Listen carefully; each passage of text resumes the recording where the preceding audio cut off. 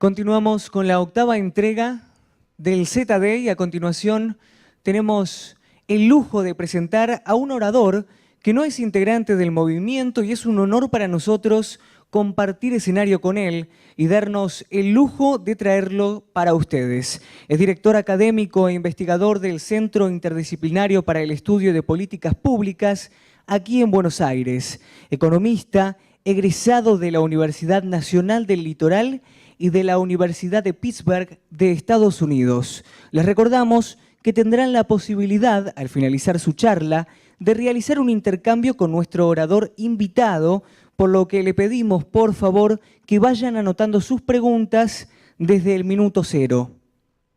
Nuestro invitado especial publicó varios libros y artículos en revistas especializadas sobre temas vinculados con políticas sociales, mercado de empleo, teoría y política económica. Algunos títulos de sus libros son Políticas Públicas y Democracia en Argentina, Crónicas de un país que no aprende y Distribución y Crecimiento, una controversia persistente. Ha sido investigador visitante en universidades del extranjero y consultor de diversos organismos internacionales y finalmente es presidente de la Red Argentina de Ingreso Ciudadano. De todos estos temas nos viene a hablar hoy Rubén Lobuolo con ustedes. Lo recibimos con un fuerte aplauso.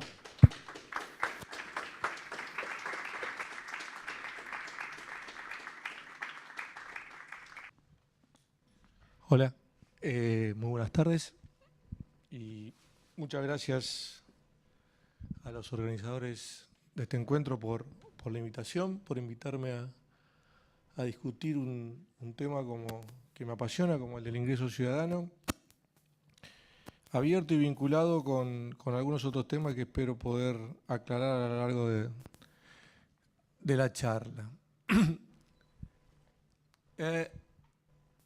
Voy a tratar de organizar la exposición del siguiente modo. Primero voy a tratar de explicar el contenido de la propuesta del ingreso ciudadano, o algunos lo llaman de renta básica, que en el mundo anglosajón se conoce como Basic Income o Citizens Income.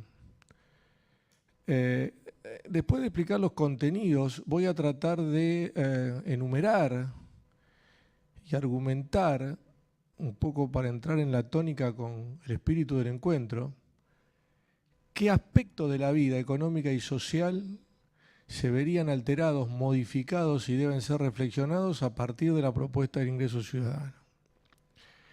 Y en un tercer, digamos, grupo de reflexiones, voy a tratar de pensar dos cosas. Una, vinculado a cuáles son las variantes que se están discutiendo hoy en el mundo en torno a esta propuesta, qué contenidos tiene, y para finalmente tratar de hacer una reflexión de cuál es la situación hoy en Argentina y en América Latina. La propuesta del ingreso ciudadano básicamente es muy simple. Lo que pretende es garantizar como derecho, en principio de todas las personas, está la discusión si serían las personas o los ciudadanos, esto es aquellos que tienen un estatus político dentro de un Estado-nación, pero pensémonos en general en todas las personas, o sea, incluso los menores, por ejemplo. Es el derecho garantizado a tener un ingreso de manera incondicional y obviamente cubriendo la universalidad del grupo que definamos, ya sea el de ciudadano o el de todos los habitantes o el de todas las personas. La garantía obviamente de ese ingreso la tiene que dar el Estado, en tanto es el representante de la nación, digamos, es el representante fáctico y obviamente el agente distribuidor por excelencia de los recursos que se producen dentro del territorio. Y el otro dato que yo incorporaría, y sobre eso voy a hablar después, es que ese tipo de transferencia, de beneficio, de ingreso garantizado, de manera incondicional, tendría que formar parte de un sistema o de un tributario, o para ponerlo de otra manera, de un sistema de transferencias fiscales que integre gastos y tributos de forma tal de que sepamos de cada individuo cuál es la posición neta que tiene en relación con el Estado. O sea, la posición neta, primero, cuánto es lo que recibe y cuánto es lo que paga. Voy a ir tratando de desmenuzar cada uno. Te devuelvo otra vez. Es un ingreso garantizado por el Estado a todas las personas de manera incondicional y que tiene que formar parte o tiene que estar integrado en un sistema tributario que defina la posición neta de cada una de las personas. Vamos primero a la palabra, lo que podría ser la palabra clave de este tipo de propuesta, que es la idea de incondicional. O sea, hoy en día estamos acostumbrados a que los ingresos de las personas dependan de ciertas contraprestaciones que las personas tienen que hacer. La más obvia es el empleo. O sea, si yo tengo un empleo mercantil, o sea, un empleo que es reconocido y remunerado por el mercado, hago esta salvedad porque hay una cantidad de otros trabajos que no son empleo. Hay una confusión semántica y conceptual entre la idea de trabajo y empleo que se usan de manera intercambiable, yo diría como sinónimo, y que no es así. O sea, el más evidente, digamos, es el trabajo gratuito en el hogar. El trabajo, o sea, la concepción que está atrás de esta propuesta es la siguiente, miren, el trabajo es una concepción antropológica. La noción de trabajo tiene que ver con la capacidad creativa de las personas, de los seres humanos, de generar valores, pero no necesariamente los nuevos valores que crea y que genera son reconocidos por el mercado. Entonces, hay un trabajo que es remunerado en el mercado y que se,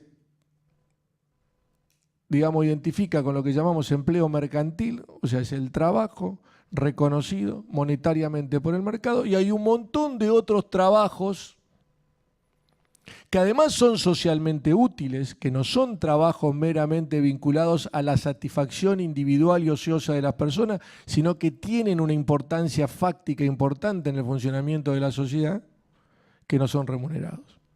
Otra vez vuelvo el ejemplo del trabajo gratuito en el hogar. Es evidente que el capitalismo no se podría reproducir si no existiera una actividad que garantiza la reproducción de la fuerza de trabajo en sus etapas formativas. Esto es la infancia, para decirlo de un modo.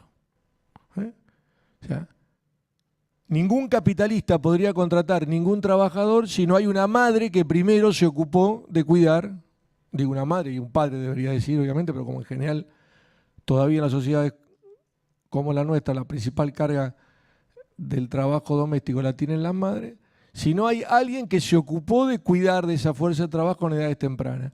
Ahora, ese trabajo de cuidado en el hogar es un trabajo que no está remunerado generalmente si lo realizan los miembros del hogar. Solo está remunerado si los miembros del hogar no quieren hacerse cargo y contratan a un tercero. O sea, el mismo trabajo, la misma actividad tiene valor de mercado dependiendo si lo hago en mi hogar o si lo hago en el hogar de otro. Y esta diferenciación no es una diferenciación económica, no es una diferenciación de una actividad productiva o improductiva, es una mera diferenciación ideológica. Es una mera diferenciación ideológica. Hay una concepción ideológica que dice que hay ciertos trabajos que merecen ser remunerados y ciertos trabajos que no merecen ser remunerados. Y que varía incluso de sociedad en sociedad. Entonces, la idea de ingreso ciudadano ya hace un primer salto diciendo, miren, cuando yo pretendo que todo el mundo reciba un ingreso de manera incondicional, simplemente lo que estoy reconociendo es que todo el mundo realiza en la sociedad actividades que son socialmente útiles. Y que la diferencia es que hay algunas de esas actividades que son reconocidas por el mercado y otras actividades que no son reconocidas por el mercado. Primera objeción que va a surgir evidentemente sobre la cual luego, pero ¿cómo hay gente que no hace nada? Le vas a pagar un ingreso a gente que son vagos. Ahí hay todo un debate filosófico sobre este tema, pero hay una cuestión práctica a resolver y sobre la cual después voy a volver. Mira, la gente que no hace nada en nuestras sociedades son, primero, estadísticamente irrelevantes, una minoría marginal, y en todo caso lo que hay es mucha gente que quiere hacer algo, que quiere conseguir un empleo remunerado pero no lo consigue. Y si no lo hace no es porque no lo quiera hacer, sino porque básicamente es la sociedad la que nos genera la oportunidad para hacerlo. Primer punto. Pero además, y esto probablemente es otra de las cuestiones de mayor controversia, si no quiere hacer nada, ¿qué? Si un tipo se quiere conformar con recibir un ingreso básico, simplemente suficiente para garantizar su subsistencia, porque estamos hablando básicamente de eso, después podemos discutir cuál es el nivel, pero digamos, ¿cuál es el problema? O sea, ¿cuál es el problema de garantizarle la mera existencia a todo el mundo?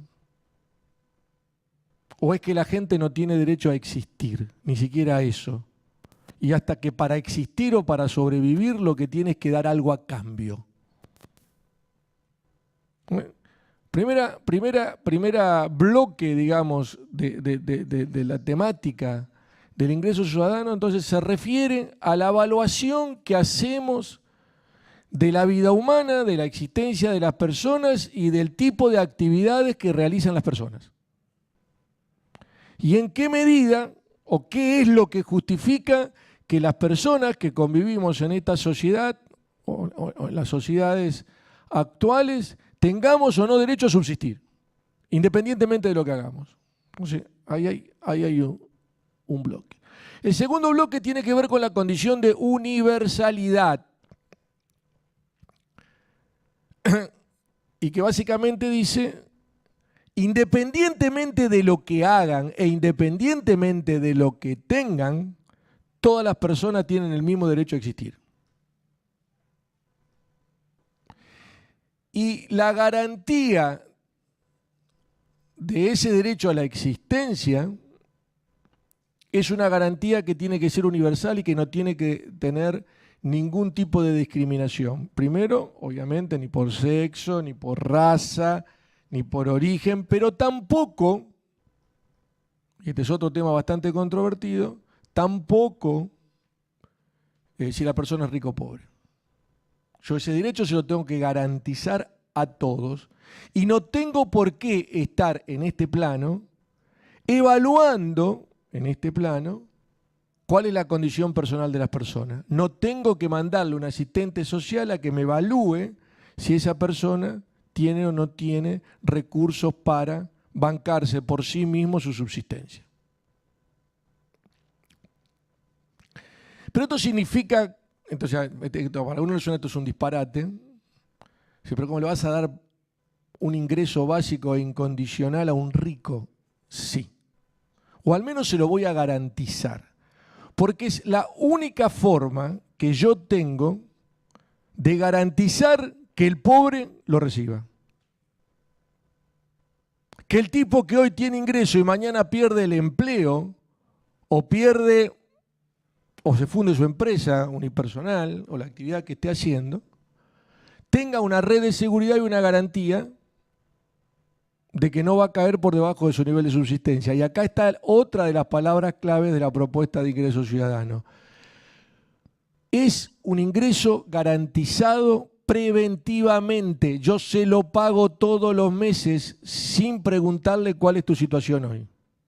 O sea, a diferencia de todos los programas asistenciales a los cuales estamos acostumbrados hoy en día, y que están justificados tanto por derecha como por izquierda, por decirlo de un modo, porque básicamente tienen la misma lógica, que van al hogar, a verificar si tiene hijos a cargo, a verificar si tiene empleo, si tiene trabajo informal, si compró una heladera, si el marido tiene una changa y no la declara a la FIPO, todo ese tipo de intromisión en la vida personal y privada de la persona para que alguien, un comillas, técnico evaluador del Estado, vaya a decidir si esa persona tiene derecho a una asistencia o no, bajo las normas que establecen los programas y las leyes que dicen que para recibir esa asistencia tiene que reunir este listado de condiciones. Acá lo que se dice, nosotros no preguntamos ninguna condición y no esperamos que la persona esté en una situación de pobreza, no esperamos que la persona esté en una situación de hambruna, no esperamos que el chico esté desnutrido para decir, ah, mira, hay un chico que está desnutrido, entonces vamos a dar una asistencia, sino lo que hacemos es prevenir que el chico se desnutra. Entre otras cosas, porque está absolutamente probado que los daños personales y a la existencia de la carencia de recursos mínimos son daños normalmente irreparables. Y el ejemplo que uno coloca habitualmente con la desnutrición infantil es contundente. O sea, un chico desnutrido, por más que después le des el mejor de la canasta nutritiva de alimento, el daño que le produjiste es permanente y para toda la vida. Entonces, la diferencia es sustantiva con la visión que se tiene hoy de lo que tiene que ser un programa asistencial. Pero además, la propuesta del ingreso ciudadano revela la trampa o pone en evidencia la trampa de la concepción actual que habla de que es justo simplemente darle una asistencia a quienes lo necesitan y que es injusto incorporar a los ricos en una propuesta como la del ingreso ciudadano. ¿Y por qué es una trampa? Porque bajo esa concepción lo que se hace es ocultar el problema de la otra pata, o mejor dicho, el otro brazo de la actividad fiscal, que es el brazo tributario. No es función del Estado estar evaluando las condiciones privadas de carencia o no de los pobres. Es función del Estado estar evaluando la riqueza de los ricos para cobrar el impuesto. Entonces fíjense que la concepción actual es totalmente contraria a la del ingreso ciudadano. El ingreso ciudadano dice, vamos a darle beneficio universal a todo y de manera incondicional, pero vamos a focalizar el cobro de los impuestos en aquellos que más tienen. La política actual dice, vamos a cobrar IVA, impuestos a los combustibles, todos estos impuestos indirectos que paga todo el mundo y que son universales. ¿Se entiende lo que estoy explicando? Y después vamos a focalizar en el gasto en los pobres. La concepción del ingreso ciudadano es totalmente diferente. Y entonces ahora explico por qué la razonabilidad de garantizarle un ingreso a todo el mundo e incorporarla en el sistema tributario de manera progresiva. Yo le doy un ingreso ciudadano a él, le doy un ingreso ciudadano a él, igual, supongamos, para todos. Después discutiremos ya algunos criterios, por ejemplo, edad, para hacer una diferencia de beneficio. Podemos decir, bueno, le damos menos a los chicos de tal edad, es un criterio a discutir, son todos criterios prácticos y un poco más a la persona más adulta. Pero el ingreso que yo le doy a ella después me la tiene que colocar en su declaración de impuesto a las ganancias. ¿Se entiende? Y entonces, si ella es rica, yo establezco una tabla progresiva en la declaración de impuestos, de forma tal que los que ganan hasta un ingreso ciudadano, por decirlo de un modo, a ver si lo digo de manera simple y me puedo ser ilustrativo, no pagan nada de impuestos por el monto del ingreso. ¿Sí? Los que ganan hasta 1,5 tampoco. Los que ganan hasta 2 van a pagar 0,5 de la diferencia entre lo que ganan y el ingreso que le garanticé. ¿Me siguen? Y a partir de un determinado ingreso, las personas que se considera que están ya en un nivel de opulencia, por decirlo de un modo, me van a pagar tanto hasta que me lo van a devolver. ¿Se entiende lo que estoy diciendo? Entonces, el criterio sustantivo es diferente. Yo se lo doy a los ricos, pero después se lo cobro. El secreto es discutir, gracias, el secreto es discutir cuál es el sistema tributario que es acorde con la garantía de un ingreso ciudadano universal. Y entonces ahí también quiero ser claro porque hay mucho verso en todo esto. Yo no estoy diciendo que el ingreso ciudadano se tenga que pagar con lo que da el impuesto a la ganancia, porque van a parar siempre a hacerme los números que van a decir que no da. No, yo digo simplemente que lo tengo que colocar como crédito fiscal en la declaración. Después veo cómo lo financio. Por ejemplo, en una de esas lo puedo financiar por IVA también. Pero una cosa es diferente que yo con IVA esté financiando un ingreso garantizado, o sea, un impuesto universal, esté financiando un ingreso universal, que con el IVA esté financiando subsidio a la empresa, programa focalizado, etcétera, etcétera. O sea, es otro tipo de discusión. Y después podemos discutir cuáles son las fuentes de financiamiento. Hay muchas, y muchas progresivas, incluso la cantidad de tributos que hoy, por ejemplo, en la mayor parte de los países de América Latina no existen, y un impuesto a la herencia,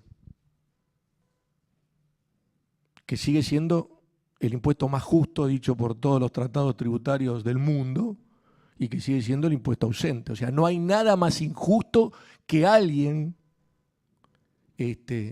decida su vida en función de la familia en la cual nació.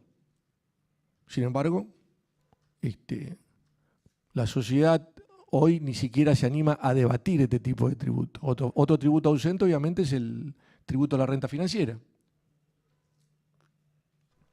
que es absolutamente acotado, pero bueno, todo esto es una discusión técnica, simplemente lo dejo ahí abierto para ilustrar de cómo funcionaría en la práctica. Entonces, esta es la propuesta del ingreso ciudadano.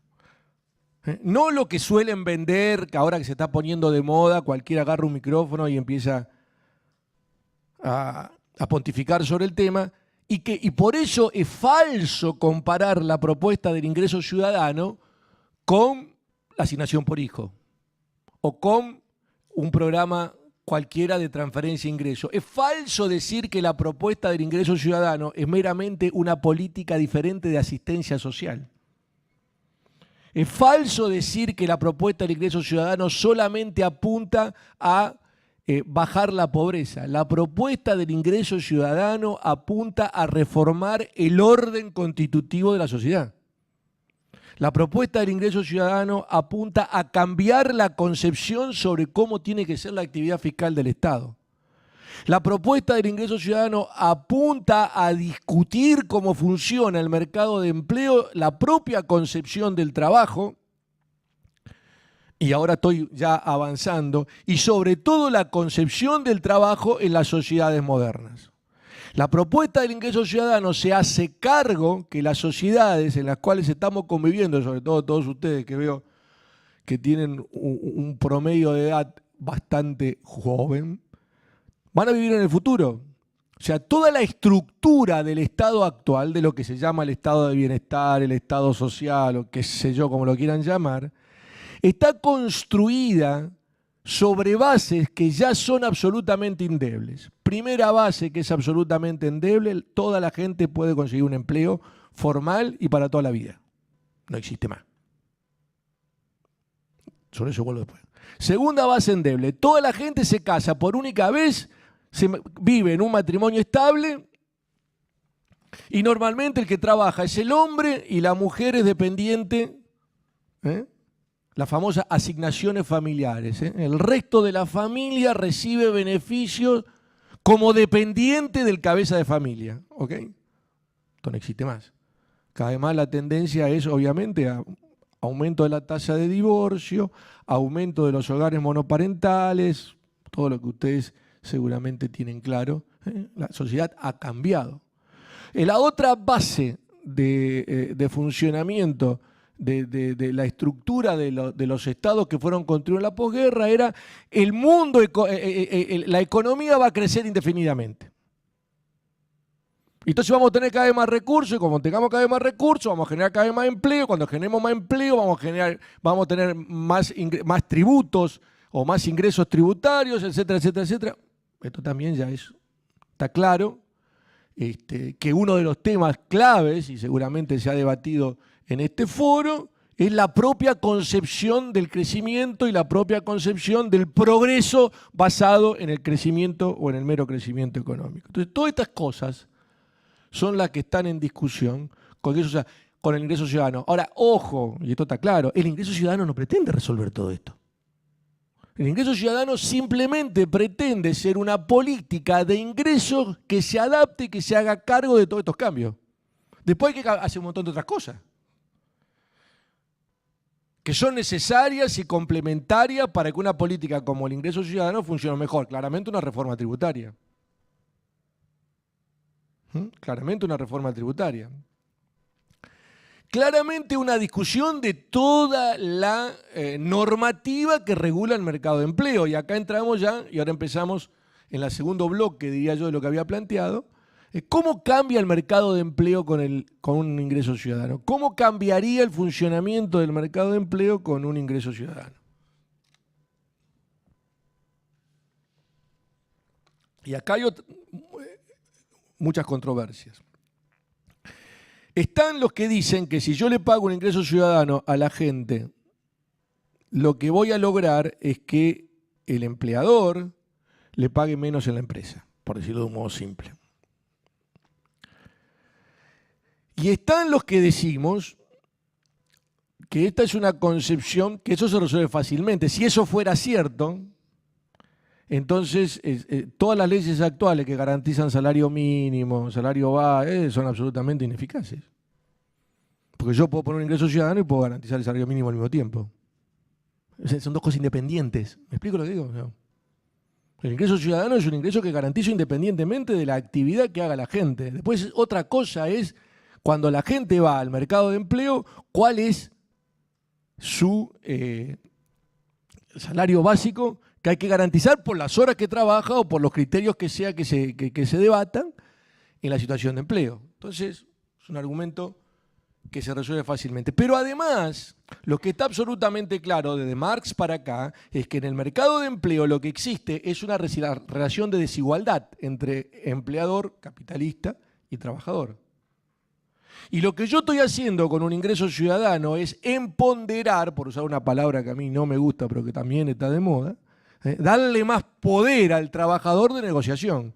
Una cosa es un trabajador que vaya a negociar su empleo teniendo garantizado, por ejemplo, él y su compañera, o su compañera y él, o como quieran vivir, o sus dos compañeros, sus tres, como lo que sea, como vivan en su casa, que tengan garantizado un ingreso básico. Y otra cosa es que vayan cuando no tienen ni siquiera para darle comer a los chicos.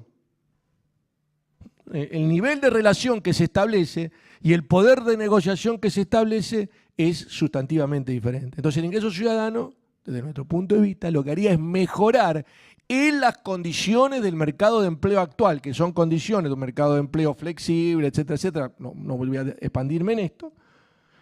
Donde el 40, el 50% de la fuerza de trabajo trabaja en condiciones de informalidad o cercanas a la informalidad o entra y sale entre formalidad e informalidad,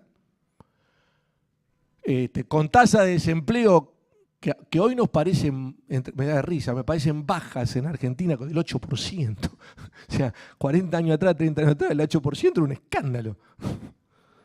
Tasas de desempleo altas, muy altas, que ya se han establecido como desempleo estructural. Tasas de subempleo similares o más altas todavía, y el ingreso ciudadano se hace cargo de este tipo de problemas y facilita o empodera. Lo que pasa que sí, va a cambiar, no tengo tiempo, va a cambiar, por ejemplo, el funcionamiento de las asociaciones sindicales, seguramente. Y esto justifica en gran medida por qué muchas asociaciones sindicales están en contra del ingreso ciudadano. Y las asociaciones sindicales están en contra, o algunas de ellas, no todas, del ingreso ciudadano porque ellas dejan de ser intermediario entre el trabajador y la percepción del ingreso. Porque el ingreso va directamente a la persona. Pero esto es una concepción que también tienen que revisar. No dejan de representar a los trabajadores por el hecho de que los trabajadores reciban un ingreso por afuera. Tendrán que reacomodar su representación, tendrán que pasar a representar o a pelear no solo por el salario en el puesto de empleo, sino también por el nivel del ingreso ciudadano. Tendrán que reacomodarse a representar no solamente al grupo profesional en torno al cual se agrupan, sino tendrán que formar parte de un acuerdo mucho mayor para representar a un mayor número de la sociedad. Habrá que discutirlo. Pero claramente no hay argumentos sólidos para decir que garantizar un ingreso por fuera del puesto de empleo digamos, debilita al trabajador. Y tampoco hay argumentos sólidos para decir que si uno pasa a defender la garantía del ingreso, deja de defender la garantía del empleo. Vamos a ese punto, que es otro punto también controvertido. Ustedes me van a hacer señas, pero no tengo reloj. Ok.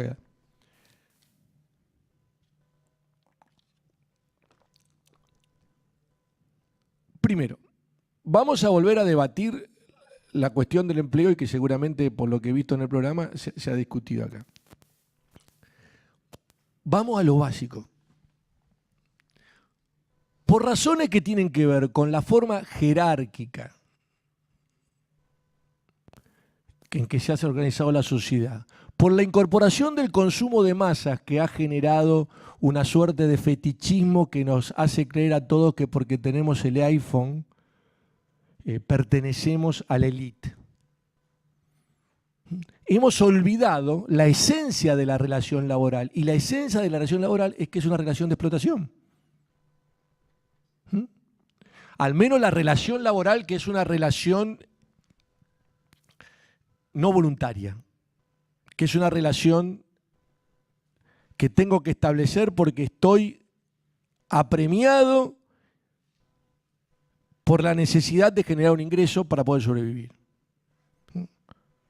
Históricamente, está claro, está demostrado, que el ser humano no tiene voluntad individual de someter su trabajo a los mandos y las órdenes de un empresario o del Estado. No. Lo hace porque así está organizada la sociedad.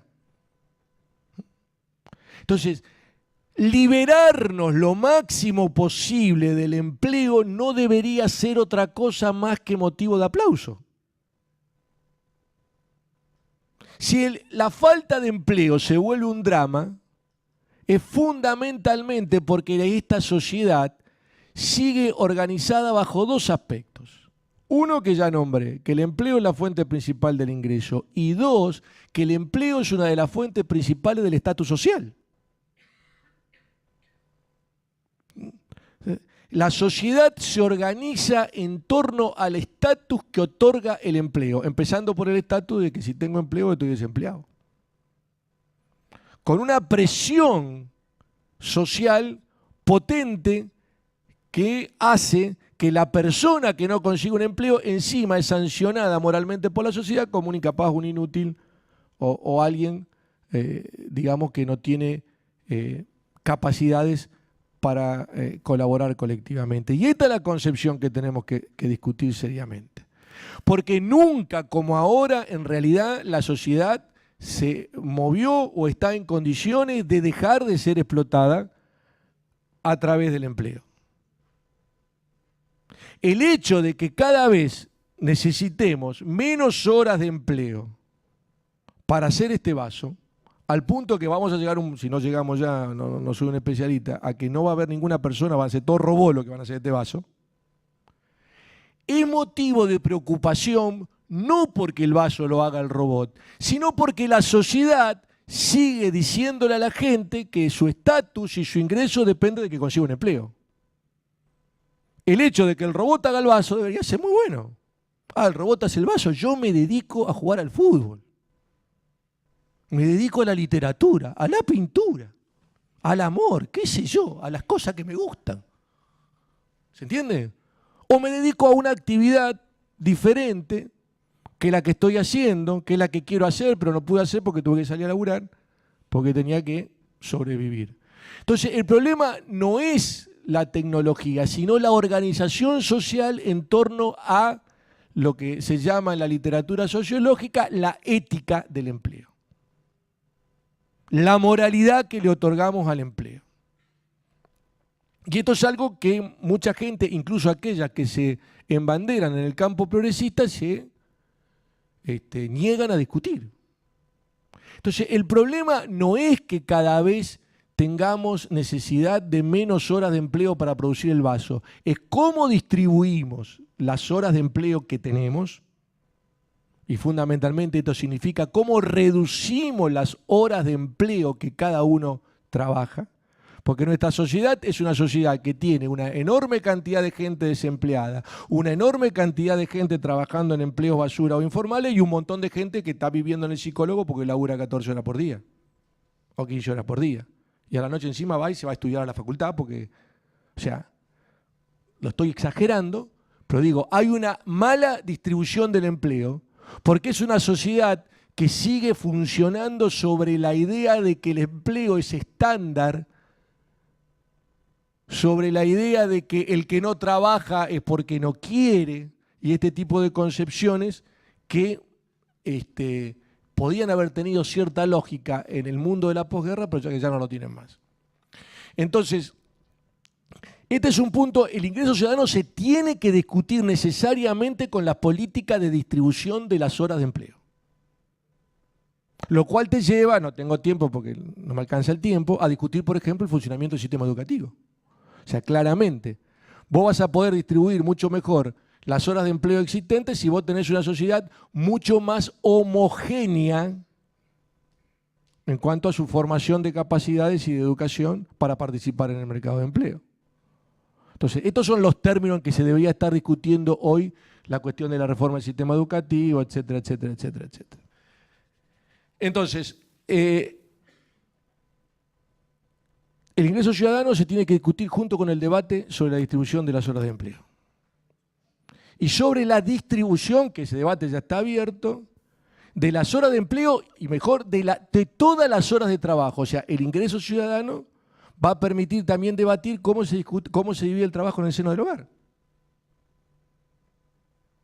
O sea, la cuestión del trabajo gratuito, la cuestión del trabajo remunerado, cómo se va a distribuir las horas de empleo en la sociedad moderna entre el hombre y la mujer o entre la pareja de hombres o de mujeres o lo que fuera, pero van a tener otra forma de debatir, van a tener otras condiciones para debatir este tipo de cuestiones. Al mismo tiempo, el ingreso ciudadano te lleva a discutir conjuntamente cuáles son los trabajos valiosos y cuáles son los trabajos que no son valiosos. Y acá hay una discusión que también está mal puesta, porque te dice, vos querés pagar un ingreso ciudadano, pero ¿quién va a laburar? Esa concepción tiene varias falacias. Primero, una falacia absolutamente reaccionaria que parte de la base que la gente es vaga por naturaleza. Segundo, que no solamente que la gente es vaga, sino que la gente no tiene ambiciones, que si le da para comer, por decirlo de algún modo, para cubrir sus necesidades básicas, ya no quiere más nada. Lo cual es absolutamente falso. La mayor parte de lo que tenemos, los que estamos aquí, seguramente, por algún lado, podríamos simplemente comer. Sin embargo, estamos todo el tiempo queriendo mejorar, queriendo tener un trabajo más acorde con lo que queremos, ganar más ingresos. O sea, el estímulo de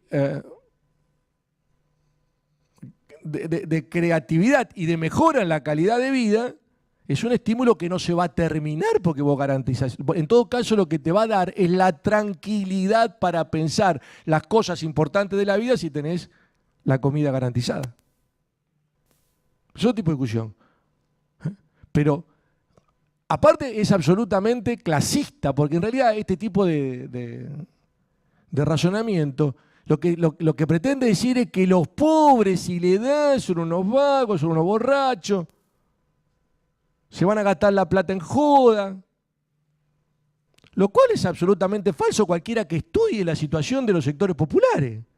Los sectores populares trabajan 10 veces más que nosotros en general, en condiciones absolutamente infrahumanas, en el medio de un contexto de inseguridad mucho peor que el que sufrimos los sectores de clase media y ni hablar los sectores de clase alta. O sea, la gente, porque tenga garantizado su ingreso, no va a dejar de trabajar y no va a dejar ni va a dejar de pretender mejorar en su vida.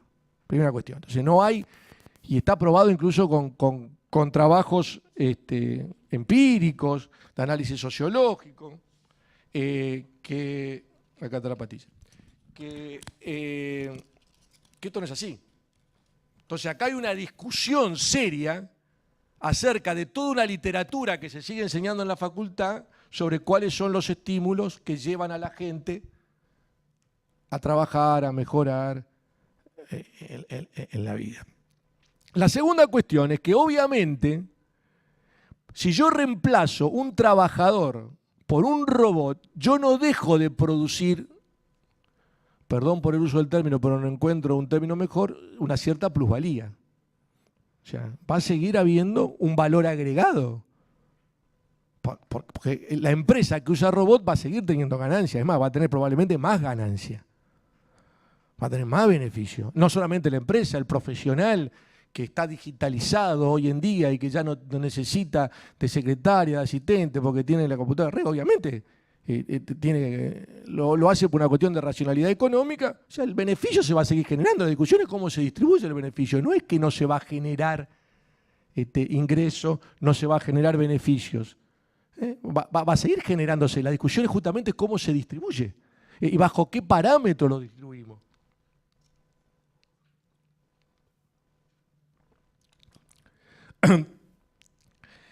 Estos son, muy sintéticamente, los términos y los aspectos más relevantes que levanta el debate sobre el ingreso ciudadano.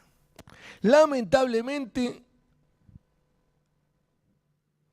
en la discusión actual, se pretende reducir la propuesta a una cuestión meramente de transferencia de ingresos.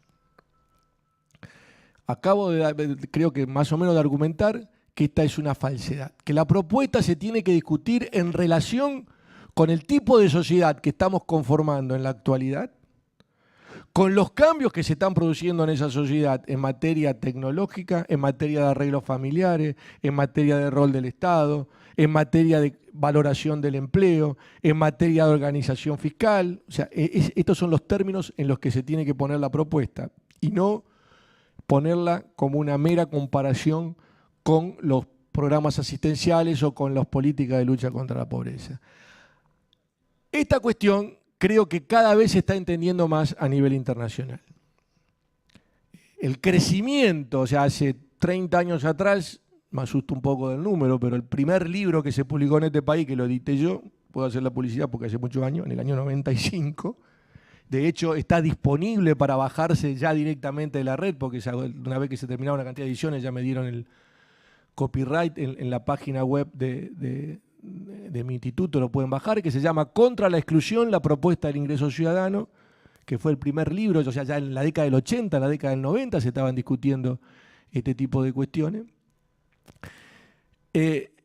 Está avanzando fuerte, pero particularmente las sociedades más desarrolladas. Y acá hay otro debate para hacer, porque hay toda una concepción que este es un lujo que se pueden dar las sociedades opulentas, y ahora voy cerrando. Lo que tendríamos que pensar nosotros es en términos de un apotegma que a mí me gusta repetir. Si alguna ventaja tenemos las sociedades menos desarrolladas es no cometer los errores que ya, o no llegar al estadio de problema que llegaron ya las sociedades desarrolladas, sino anticiparnos. Si se está debatiendo en estos términos en las sociedades más desarrolladas, claramente nosotros tenemos que estar debatiéndolo en otros términos. Dado que estos tipos están viendo estos problemas pese a su opulencia, ¿qué sentido tiene para nosotros estar queriendo imitar a esos tipos? Cuando esos tipos están queriendo salir o reorganizar porque se están dando cuenta que eso no funciona más. ¿Me explica el argumento?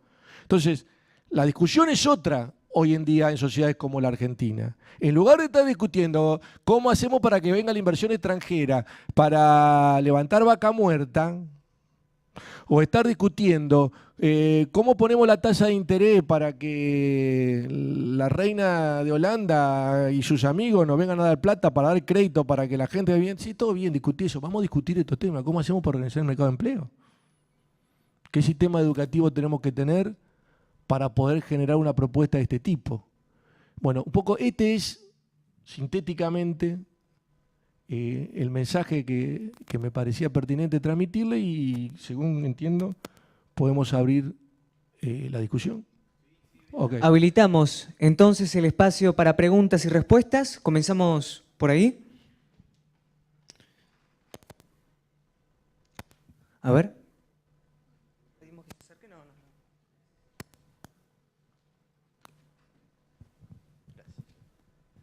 ¿Qué tal? Buenas tardes. La consulta sería, dentro del actual paradigma económico, digamos, dentro de este sistema capitalista, si la oferta laboral se retrayese por esta cuestión de que cada uno estaría menos obligado a trabajar en lo que no quiere o las horas que no quiere, los sueldos tenderían a pactarse en alza porque habría menos oferta en el mercado laboral y posiblemente afectando la competitividad de las empresas.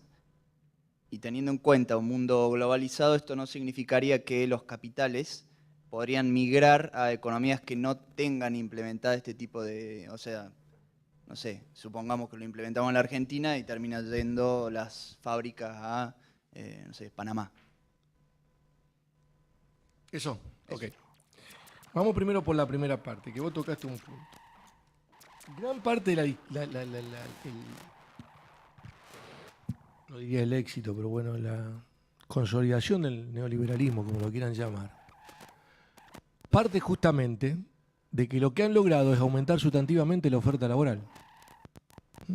La oferta laboral en el mundo se ha multiplicado fundamentalmente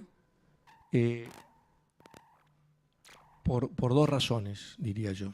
Una, que a veces se discute poco, es la incorporación de la mujer al mercado de empleo, que ha tenido impactos demográficos fuertísimos. Alguna menor, la prolongación de la esperanza de vida, etcétera, etcétera. La segunda es la incorporación de países con alto volumen de fuerza de trabajo que estaban fuera de la globalización, por llamarlo de un modo, y que básicamente son los países India, China, etcétera, etcétera, etcétera. Entonces, y a eso sumado las posibilidades de las migraciones. Entonces, claramente hoy lo que tenemos es, para decirlo en términos económicos, un mercado de empleo que favorece al empleador. Es un mercado de empleo de baja demanda y alta oferta. Y esa es la situación en que estamos actualmente. Primera reflexión, que te la voy a poner como abogado del diablo. En esta situación no hay salida a los salarios bajos. O sea, en el mismo razonamiento tuyo, en una situación de oferta ampliada y demanda cada vez más escasa, vamos a una sociedad cada vez más de salarios bajos. Primera cuestión. Lo que define la competitividad internacional no es solo el nivel de salario, ni siquiera fundamentalmente el nivel de salario, sino es el nivel de productividad y el tipo de cambio. A Alemania me remito. Alemania tiene salarios altísimos internacionalmente, es un país absolutamente competitivo y puedo dar 200 otros ejemplos en el mundo. Entonces, claramente, para pensar en términos económicos, si pensamos en ceteris paribus, si no vamos a aumentar la productividad, va a ser muy difícil hacerlo. Tenés razón.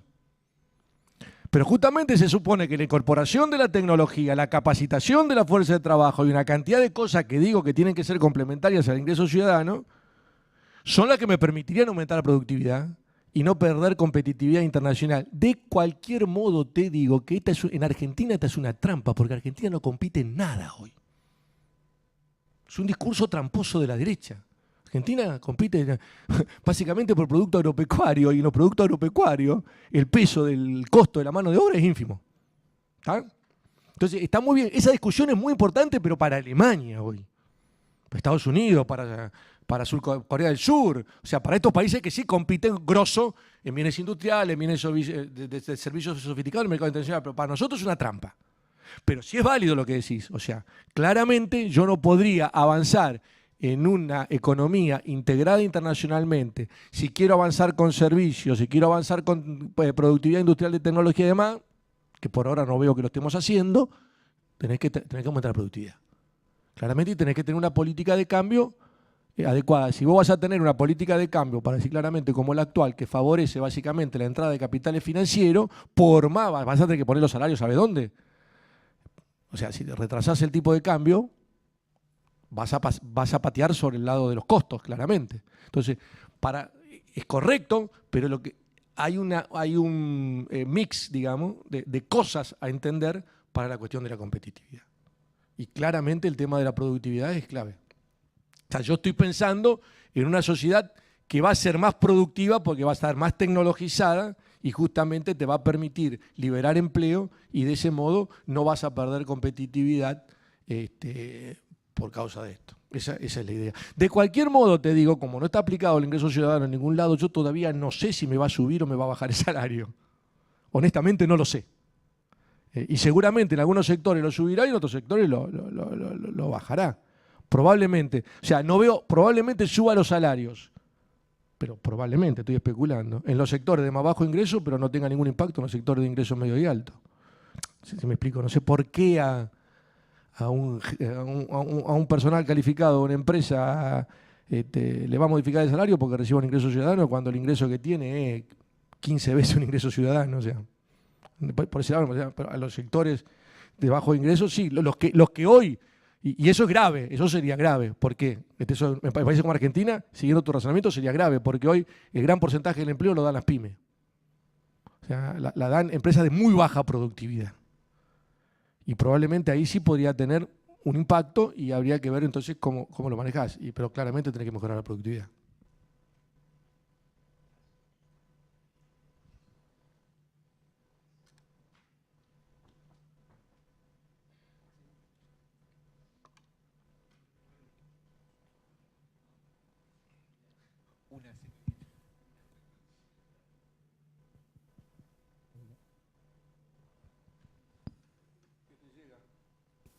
Sí, si no me voy a saltar. Hola, hola. Hoy está, justito. Una vez que se paró, me funciona el micrófono. Antes de la pregunta te quería volver a agradecer por haber venido porque fue realmente muy interesante la disertación. Te quiero hacer dos preguntas y son cortitas. La primera, cuando hablas de subsistencia básica o un ingreso mínimo, etcétera, estamos hablando... Es paradójico, te quiero preguntar que me digas en términos generales, pero más específicamente, estamos hablando de vivienda, estamos hablando de comida, estamos hablando de incluso un mínimo de ocio. Si tuvieses que graficarlo, ¿te referirías a qué clase de vida tendría yo si viviese bajo un ingreso ciudadano y no trabajara por el momento?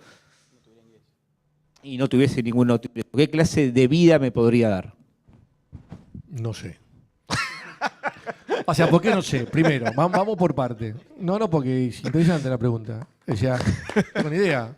Porque aparte depende del país. O sea, el ingreso ciudadano que vos podés garantizar hoy en Argentina seguramente sería diferente al que podés garantizar en Alemania. Pero dicho esto, uno está acostumbrado a creer que el mundo es el que está viviendo. Y el mundo tiene mucha historia. O sea, cuando empezó el sistema de previsión social, no hace mucho, hace 100 años, 110, 120 años en este país, que además fue pionero en América Latina y en el mundo, solamente se le daba cobertura a un determinado grupo, por ejemplo. Después se fue ampliando. Y en general se garantizaba, pero obviamente cuando empezó el sistema de previsión social, aportaban 10 y no cobraba ninguno, porque todavía no cumplió 65 años. ¿Me explico lo que digo? Y después aportaban 10 y cobraba uno. O sea, la implementación de una política, y esa es una política que claramente es comparable con la del ingreso ciudadano por el impacto que tuvo en la sociedad, porque modificó los arreglos familiares, lo que cambió la vida de la gente. No tenía que hacerse cargo de los padres en su edad adulta, en su vejez, por ejemplo. O sea, uno no tiene noción, porque ahora lo tiene incorporado, pero le cambió la vida a la sociedad. Pero eso maduró en 80 años demoró para madurar. La pregunta hoy es, para contestarte lo tuyo, bueno, ¿cuánto podemos pagar hoy? Seguramente no vamos a poder pagar lo que uno aspiraría. Y eso cambiará por países. Pero lo relevante es decir, ¿seguimos con las políticas actuales o empezamos a caminar hacia un ingreso ciudadano de la manera gradual que se nos ocurra? Y ahí vamos a discutir. ¿Es mejor garantizar de inicio, para empezar gradualmente, un ingreso de 10 pesos a todo el mundo, o vamos a empezar con los chicos, o con las personas menores de 18 años? Por decirte una cosa, pero no sé. A eso le vamos a garantizar una cosa alta, mucho más alta. Y después vamos a decir, bueno, a partir del año que viene, todos los nacidos en Argentina van a tener derecho a un ingreso ciudadano. Entonces de 18 pasaremos a 19, a 20, estoy diciendo pavada, pero digo para pensar. Y después le vamos a garantizar también a todas las personas mayores de 60. Entonces cada uno que se vaya jubilando automáticamente va entrando. Y así vamos a ir corriendo los límites según como nos permita la situación fiscal, y de acá a 30, 40 años tenemos cubierto a toda la gente. Estoy tirando una idea, qué sé yo, puede ser. Son opciones y seguramente diferirán, y ahí entra a jugar la cuestión política, y entra a jugar, diferirán. Lo que uno aspira es que sí, que el ingreso ciudadano, o lo que uno cree además, es que en un futuro cada vez más cercano, el ingreso ciudadano debería cubrir mínimamente las canastas básicas, que puede incluir el ocio, obviamente. Debería incluir transporte, debería incluir una cantidad de cosas. Eso es lo que uno aspira. Ahora, hay todo un debate abierto, por eso digo, no sé, de cómo llegamos a eso. Pero lo primero que tenés que formular es si vos querés llegar a eso. Perfecto. En relación a lo que decís, si queremos ir por ese camino, te quiero preguntar a vos que estás hace tanto tiempo con este tema, investigándolo científicamente y haciendo divulgación, ¿qué te parece esta nueva oleada de gente joven? En particular estoy pensando en empresarios de Silicon Valley, en startups como Y Combinator, que desde un lugar de privado están divulgando este concepto, están haciendo inversiones para que se prueben en pequeños pueblos o ciudades, pequeños pilotos, lo que sería un ingreso universal. A vos que estás hace mucho más tiempo que ellos, ¿cómo lo tomás? ¿Qué te parece? ¿Qué reflexión te merece? Todo lo que se haga me parece bien. Si se hace un experimento, cosa que yo no soy muy... también me parece bien. Pero yo no soy muy amigo de ese tipo de cosas porque básicamente están experimentando y orientando las conductas de la gente. Yo creo que hay un montón de material ya para más o menos tener... Para todo me parece bien. Sobre todo me parece bien porque, y sería fantástico que se haga en este país, que es un país básicamente, que es el país del verso. Acá todo el mundo habla, sin ninguna evidencia empírica, pontifica ese discurso y dice, por ejemplo, cosas de, no, la gente va a ser vaga. No, la gente no va a ser vaga. Bueno, vamos a ver. O sea, probemos. Cuando salió la UH, algo tuve que ver, aunque obviamente en realidad la asignación por hijo es básicamente un invento del ex gobierno para parar todo el debate que había sobre ingreso ciudadano en el Congreso, y lo inventaron así, pero dentro de todo fue un avance importante. Se decían tanta barbaridad de todo el desastre que algunos decían que iba a haber una hecatombe en Argentina con la asignación por hijo. No pasó nada. Al contrario, y hoy por hoy es una política, me entiendo, y tengo muchas críticas con esa política, pero ha sido un avance claramente y ha tirado abajo un montón de tabúes. Entonces a mí me parece bien. Y claramente me parece bien, aparte, es muy importante saber qué opina el sector empresariado de este tipo de cuestiones. Y dentro del sector empresariado hay de todo. Entonces a mí, positivo, digamos. Y creo que es positivo todo lo que se está debatiendo y haciendo en el mundo en la materia.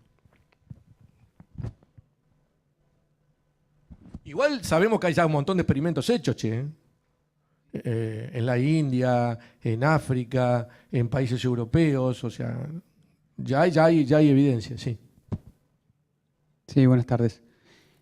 Bueno, un poco mi pregunta, en parte la vi contestada recién con la pregunta de Matías, pero quería ver si podía ser un poquito más específico en asumiendo voluntad política en la Argentina para implementar el ingreso ciudadano. ¿Cuáles serían en su mente los 5 o 6 pasos más importantes para dar en lo inmediato?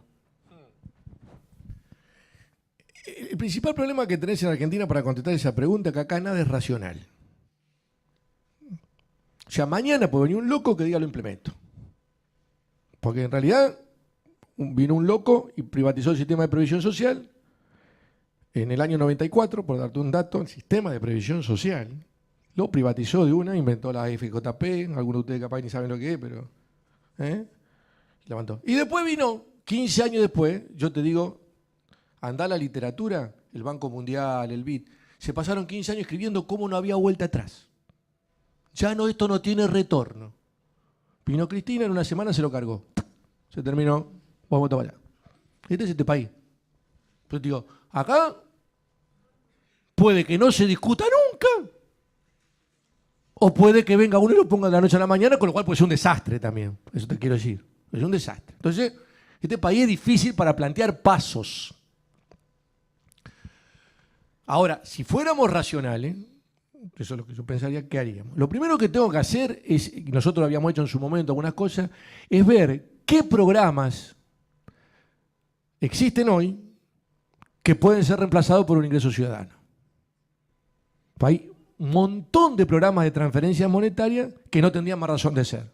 Lo que nosotros llamamos qué ahorro fiscal se podría hacer. Hay otro grupo de población que ya prácticamente lo tiene, entre comillas, los jubilados, las personas en edad, ya prácticamente de Argentina, entre la moratoria y esta cantidad, prácticamente tenemos un 95% de personas más en edad jubilatoria que están cobrando algo. Entonces ahí hay que plantearse, bueno, ¿cómo reformamos ese sistema o esa parte para que funcione como un ingreso ciudadano?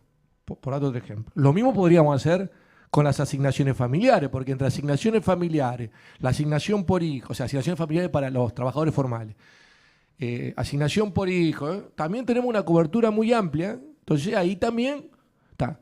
Entonces, yo haría todo eso estudio primeramente, a ver qué número me dan. Algunos números tengo. Eso me parece fácil y barato.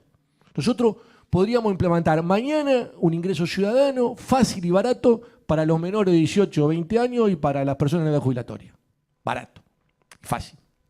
Ahí hay un problema conceptual. Animarte a decir, hay un ingreso incondicional. La cosa cambia cuando empezamos ya a las personas en edad laboral. Entre otras cosas porque no tiene mucho para reemplazar. Porque este país no tiene seguro de desempleo, por ejemplo. O sea, dice que tiene, pero... O sea, hoy por hoy reciben seguro de desempleo entre el 6 y el 7% de las personas que están estadísticamente registradas como desempleados. Y en realidad... ese seguro de desempleo, de hecho, lo que está funcionando como seguro de desempleo es la asignación por hijo. Pero claro que hay que avisarle que hay mucha gente que está desempleada que no tiene hijos. Pero bueno, parece que tener hijos hoy en Argentina es un capital. Así que chicos piensen que si quieren tener algo, tienen que tener hijos en este país. Es otro debate que tenemos que dar. Hay toda una cosa conceptual estructurada en torno a esta cuestión. Pero digo tener hijos, no digo ser niño, ojo, que es diferente. El ingreso ciudadano le da un beneficio al niño, a la niña por el hecho de serlo. No le da a los padres porque tienen hijos, ¿me entiendo? Es diferente. Hay todo un debate. Entonces, ese sería el primer paso. A ver qué podemos hacer. El segundo paso es la reforma tributaria. Otro tema que acá no se quiere discutir. ¿Cómo deberíamos reformar el sistema tributario argentino para poder hacer que el ingreso ciudadano funcione como un crédito fiscal, como lo expliqué antes, efectivamente, para determinar la posición neta de la persona y para poder movernos hacia un sistema de impuestos más progresivo? Este es el segundo paso. Eso también es técnicamente fácil, es políticamente muy complicado. Pero técnicamente es fácil. Entonces sería el segundo paso. El tercer paso sería, una vez hecho esto, que me parece a mí que lo más fácil o lo más viable, técnicamente, no políticamente, pero técnicamente, tendría que empezar a plantearme, a jugar con los gradualismos. Bueno, está bien, ¿y ahora qué hacemos? O sea, por eso te digo, vamos a empezar por la edad, vamos a empezar por lo más bajo y empezar ese número. Como te da. Porque la cosa, así planteada, hay después cuestiones finas, la relación nación-provincia. La cuestión fiscal, hay una cuestión fina que ver. Hay quién paga, quién... Pero yo iría por ahí. Iría por ahí el tipo de discusión. La otra cuestión es que para mí el ingreso ciudadano tendría que ir vinculado, y ahora no tengo tiempo de explicarlo, a la creación de nuevos empleos. O sea, el robot me puede hacer el vaso, pero no me puede atender a un anciano en situación de enfermedad. Estoy diciendo un ejemplo extremo. Puede, pero hay empleos que Argentina no desarrolla. Hay empleos, servicios públicos de todo tipo, servicios comunitarios de todo tipo, que yo me plantearía también en la implementación de un ingreso ciudadano, ponerme a crear ya. Y que no lo va a crear la iniciativa privada. Y que son la cantidad de empleo que podríamos crear, por ejemplo, para ordenar el tránsito en Buenos Aires. Que ustedes dirán, No sé, yo he viajado en el mundo y he visto sociedades donde hay gente que está empleada parada frente a un garaje levantando el bastón cuando está por salir un auto, parada, aparte del pi, pi, pi, que también está, pero mucho más bajo por suerte. Hay un tipo parado, parando a los peatones para que no pasen, qué sé yo. Te vas a Constitución, te vas a la estación de trenes y hay 200 millones de empleados dando vuelta cuando viene una viejita que quiere comprar la cosa en la maquinita y no sabe, y le dice, señora, venga que yo se lo compro, el ticket. Digo, hay una cantidad de empleos, de empleos en el campo ecológico, digamos, una cantidad. Esa es otra cuestión que creo que hay que estudiar seriamente. ¿Dónde se puede generar empleo socialmente útil en un espacio que hoy el mercado no ocupa? Y eso sería otra cosa que yo haría. Entonces, estas serían las cosas que a mí se me ocurrirían, todo para discutir. Pero más o menos sería eso. Bueno, Rubén, muchas gracias por el espacio, por venir hasta aquí al auditorio Jorge Luis Borges. Lo despedimos con un enorme aplauso a nuestro Gracias, invitado Gracias. especial.